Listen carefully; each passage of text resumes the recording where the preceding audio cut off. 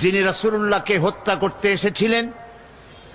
কতটা জাহিল হলে পরে একজন মানুষ আল্লাহর নবী হত্যা করতে আসতে পারে? সেই মানুষটাকে এই কোরআন কোথায় নিয়ে গেল? নবী করিম সাল্লাল্লাহু আলাইহি ওয়াসাল্লাম তিনি বলেছেন, লা নবিয়্যা বাদি ওয়ালা রাসূলা, আমার পরে নবীও আসবে না, রাসূলও আসবে না, কিন্তু আমার পরে যদি নবী কেউ হতো তাহলে অবশ্যই ওমর নবী হয়ে যেতেন।